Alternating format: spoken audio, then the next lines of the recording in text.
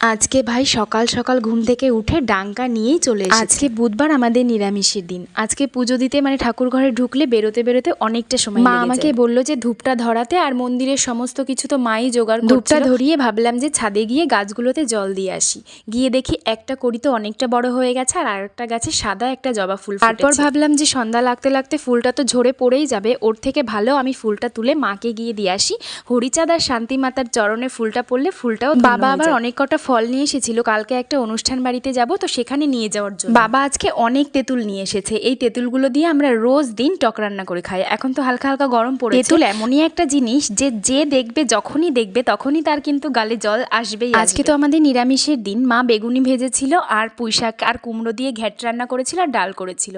তো ডালটা আমি খাই না, ওই জন্য খাওয়া দাওয়া করার পরে কাকি বললো যে চল, তোর ভাই বারবার বলছে যে আম কুড়াতে যাব বাগানে, তো ওদের সঙ্গে একটুখানি গেলাম। ভাই গিয়ে তো বাগানে যত ছোট ছোট টুকরো টুকরো আম পেয়েছে সবগুলো ওই প্যাকেটের মধ্যে। অতগুলো আম কোড়ানোর পরেও নিজে হাঁটতে পারছে না, তবুও আমের প্যাকেটটা কারোর হাতে দেবে না। ওই না দিতে গিয়ে ওখানে ঠাস করে পড়ে গিয়েছে, মানে বাড়িতে আসার সন্ধ্যাবেলাতে রিয়া আর আমি বাজারে চলে গেছি। গিয়ে ভাবলাম যে দিদির দোকানে একটুখানি দাঁড়াবো। ওখানে গিয়ে দেখি ওর দোকান বন্ধ। রিয়া আবার বলছে দেখ, ও আজকে মনে হয় আসেনি। রিয়া তারপর বাজার থেকে একটা জামা কিনলো আর সিঙ্গারা খেতে গেছি। ওখানে গিয়ে দেখি যে সিঙ্গারা ভাজাই হয়নি। অনেকটা সময় দোকানে দাঁড়িয়েছিলাম। তারপর ওখান থেকে দুজনেই খাবার খেয়ে এবারে যাব বাড়ির দিকে। আজকের মতন টাটা।